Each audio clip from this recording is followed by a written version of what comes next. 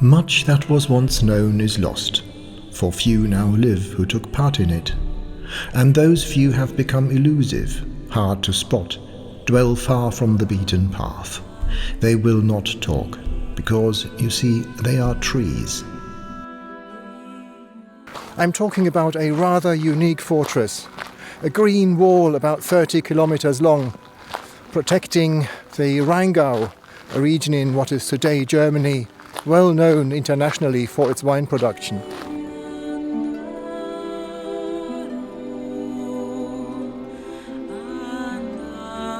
But the Rheingau is more than just some vineyards. It is tiny and geographically a bit special. The River Rhine generally flows from south to north, but here, over a tiny fraction of some 25 kilometers, it flows almost exactly from east to west, from the German town of Mainz to Assmannshausen just downstream from Rüdesheim, and then turns back north at the dramatic rapids of the Binger Loch.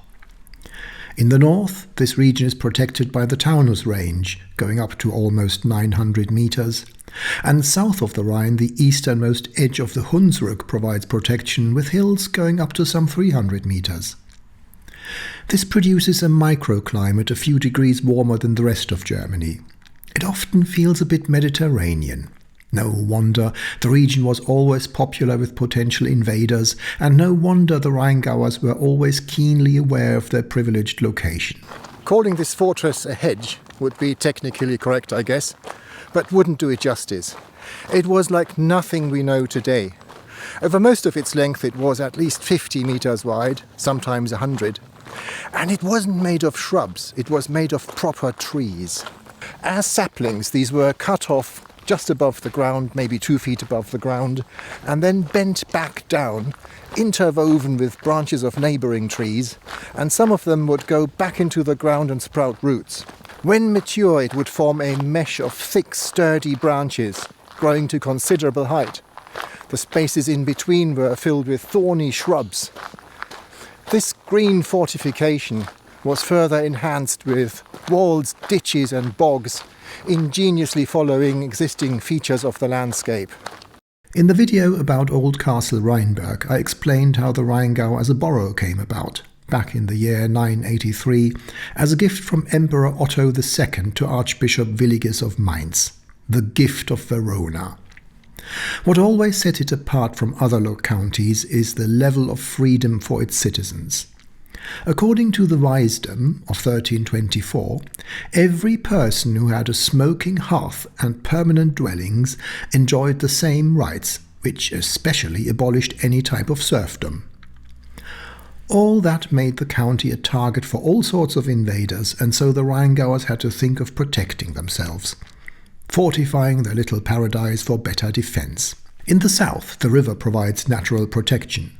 Along the more vulnerable border towards the flatlands in the east and the Taunus Mountains and woods in the northwest, the people here came up with something in principle not uncommon, but in its length some 35 kilometers and duration, active for some 600 years, quite unique. The Gebück, the bendings, the green wall we have set off to find and follow. We find first records of it in the mid-12th century, and we know that it was officially given up in 1771. All in all, it would have existed and fulfilled its protective task quite successfully over a period of some 600 years. Why exactly the Gebück was created, at which exact time, we do not know for sure. What we do know is that by 1347, the Gebück is used in official documents to define the county boundaries. Before the invention of the bulldozer, it was nigh impenetrable. Entire armies gave up at the mere sight of it. It protected the Rheingau for over 600 years. Because of the way the branches were bent back down to the ground, people called it the Gebück. You could translate that with the bendings. In a few hundred meters we will come to one of the last remaining traces, the fortress called the Mapa Shansa. But before we get there, we need to jump back in time some 2 days and start on a wonderful walking tour with an overnight stay, following the line of the Gebück from where it started close to the Rhine in the old town of Lorch. Back in February 1619, the war of which nobody yet knew that one day it would be called the 30-Year War was less than a year old, the Weisdom and two of his executive team undertook a horseback inspection of the Gebück. They knew that trouble might not be too far ahead. Today we are following their footsteps, or rather hoofprints, starting from the westernmost corner of the Rheingau, the valley of Niedertal. We've left the excellent train service that brought us from Eltville to the small sleepy town of Lorchhausen, and are now trying to find our way partially up that steep slope I'm looking up there to get to Niedertal, which is the place from which we're then going to follow the border of Rhineland, Palatinate and Hessian, and up to where then the Gebück is going to start. We need to try and find some little trodden footpaths that bring us up to the Sauertal farm, trying to stay as close as we can to the actual line of the Gebück. The report of that horseback inspection was never published, but it still exists as original manuscript in the State Archives in Wiesbaden. There they were picked up and studied in the 1870s by a well-known German antiquarian, retired Army Colonel Karl August von Cohausen. Slightly questionable path this, but we'll have to give it a try. The alternative is to go all the way up there and walk along the steep slope, and there's going to be enough slope to walk up as it is already. So let's try and stay down here by the railway line. Very picturesque with all those castles on the other side. Cohausen decided to follow the path of the 1619 inspection, much in the same way as we are doing today, and published a report about it in 1874. It is his report and research that we base the route of today's journey on.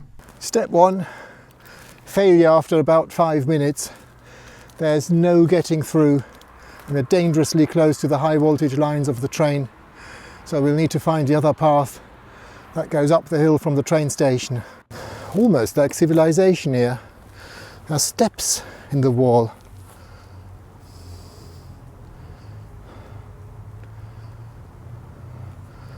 Well, they may not have been used in a century, but still there could be some kind of path going up the hill. So in walkers' jargon, this is technically known as a hands and knees job. We've climbed up, and this is always really difficult to see on film. I don't know, what, 100 meters? And there are a few more to go. But so far it looks good. The only thing is, try not to fall into ditches that are 10 meters deep. We'll do our best. Now, watching my son nimbly hopping up the hill here, which is what you can do if you're not stricken in years, as I am.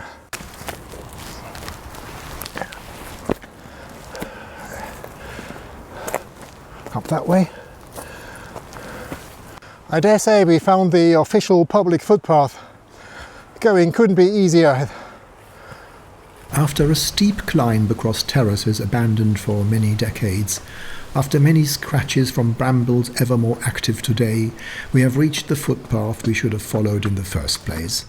And while I am beginning to think that opting for a cheap no-name backpack is backfiring quite badly, my 14-year-old son, carrying exactly the same 11 kilogram, is telling me cheerfully that this might well be the best part of the tour. Easy road.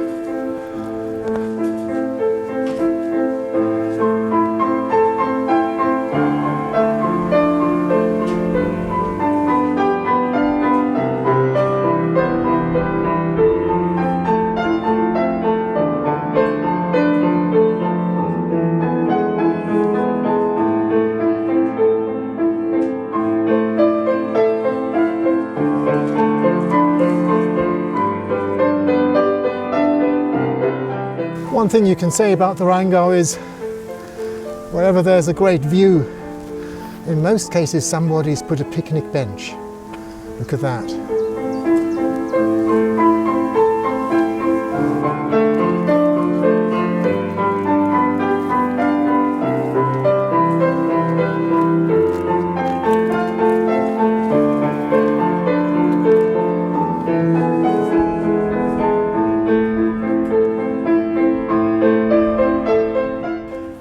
picnic areas go, does it get more epic than this? Just look at that view.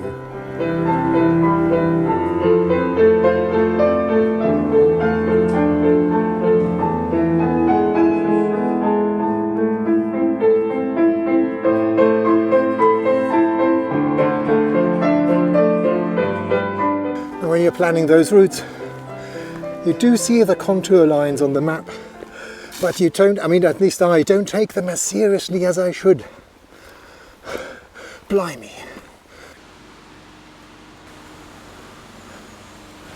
Der Grenzvogt vom Niedertal. The border bailiff of Niedertal, an inn in the woods, undocumented and probably not bothered by any licensing issues whatsoever, turns out to provide delicious cold drinks and fresh hamburgers in a bread roll with no-nonsense mustard. You do find strange things in the middle of the woods. Just the ticket to interrupt the steep ascent. The wooded area to our right is called the Silver Mine. After the long climb from Rheingauer, we can't be bothered to do the detour, although there might be a chance to see some old Gebück trees in there, albeit a slim chance. They haven't been reported by anybody since Cohausen's visit in 1874. Passing the old castle Sauerburg on our left, we have now definitely picked up the original trail of the Gebück, complete with some hard-to-spot remains of old fortifications.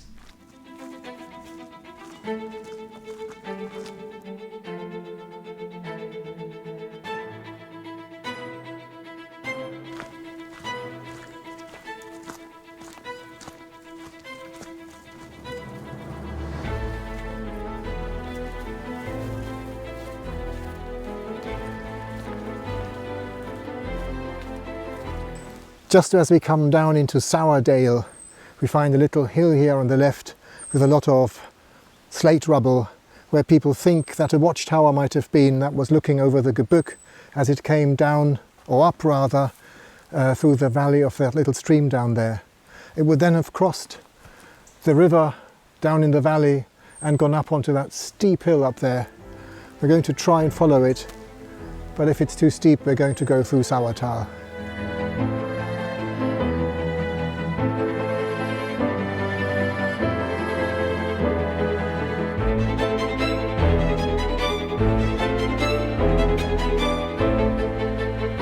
From here we enter fighting for survival mode, with a steep ascent from Sauertal to Ransel, encountering a very protective wild boar mum and her 2 children, a severe test of our waterproofs in a torrential downpour, and a long, long march down the Wispertal road where we descended one valley too early.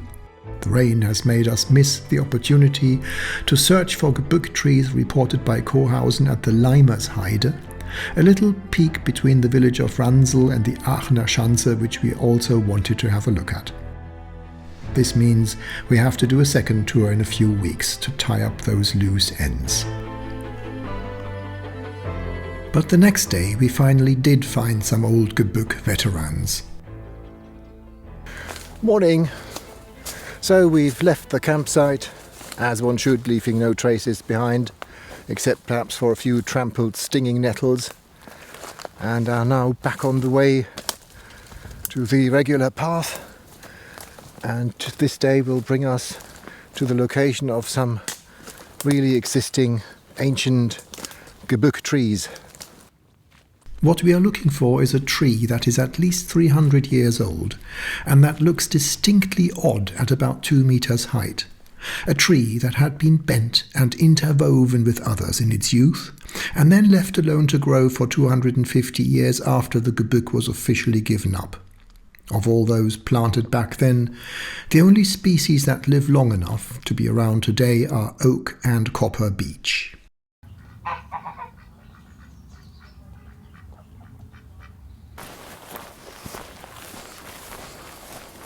Right, it's always me, isn't it?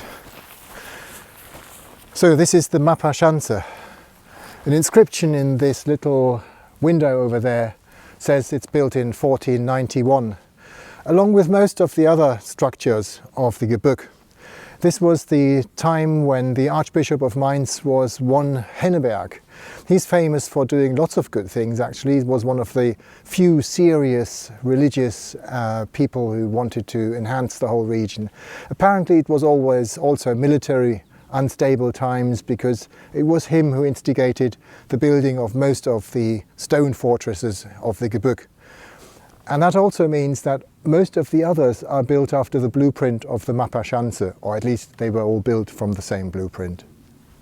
My great-grandma used to sing Bet, Kind, bet, morgen kommt der Schwed, which you could translate into Pray, child, pray, the Swedes are on their way.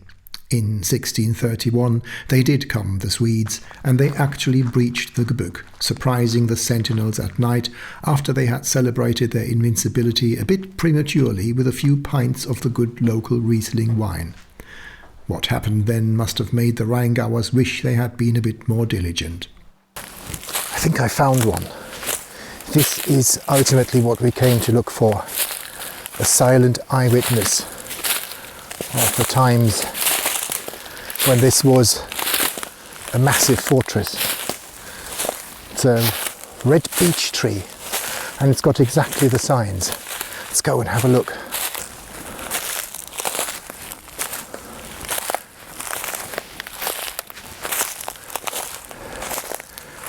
You can see the funny growth at the bottom.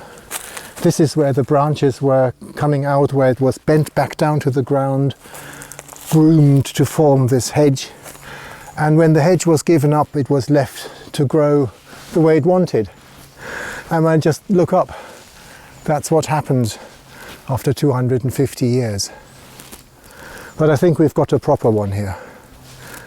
The first in a row, and I think there's more to follow. And here's another one. This one's got a really mean looking face. And the signs are even more clear. This is absolutely, positively a Gebück tree. Let's go over and have a look.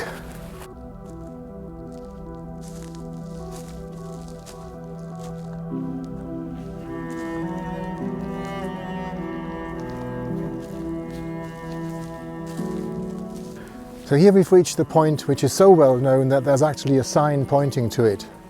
Alte Gebückbäume, old Gebück trees. There's going to be so many down there. It's the only place which is actually really well documented. We're in for a total treat. Let's go and have a look.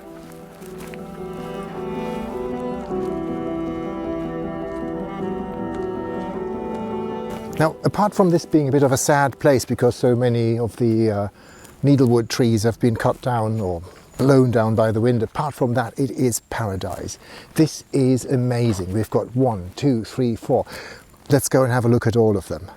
A nice one, but by far not the most interesting. You can see how it is bent over. This is the remains of being bent back to the ground, and then for the past 300 years or so it's been allowed to go up vertically. Let's go to the next one.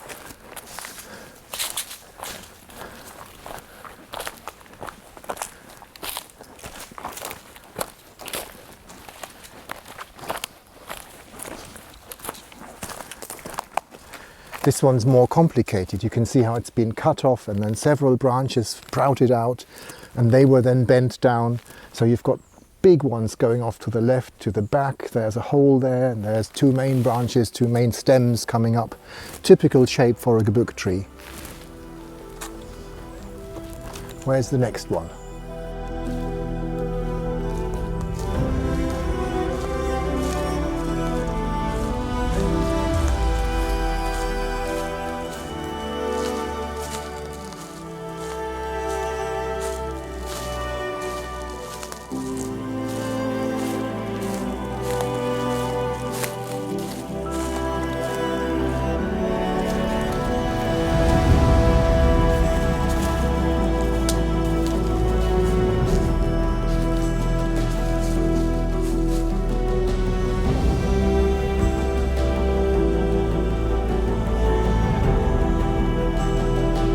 So, and while we're at it, may I be forgiven to go off on a bit of a rant. 1808, the back oven was levelled to the ground. Around the same year, the Stock. Around the same year, the Klinge. The fortress in Martinsthal suffered the same fate. We've been looking for the foundations of the Weissenturm. We've just looked at the sorry remains of the Mapa Shansa. The fortress of Bossenhahn is no more, not even a trace remains. Why were people so angry about something that protected them for 600 years? Why was everything levelled to the ground, the stones used for road construction? Had people no taste, no education, or was it a lack of both? I wonder. Without this senseless demolition, the eastern border of the Rheingau would today actually be the most interesting part to look at. There was a moat, a wall, and some 17 fortified gates and watchtowers along the 9-kilometer road from Walluf up to Schlangenbad. Plus, then going eastwards, the formidable bulwarks of Hausen and Bosenhahn. All gone. The Mapa Shansa is all that's left today. Still, to have a look at what traces we can find in the border village of Walluf may merit another video. For today, we leave those silent eyewitnesses behind and head back down to the River Rhine.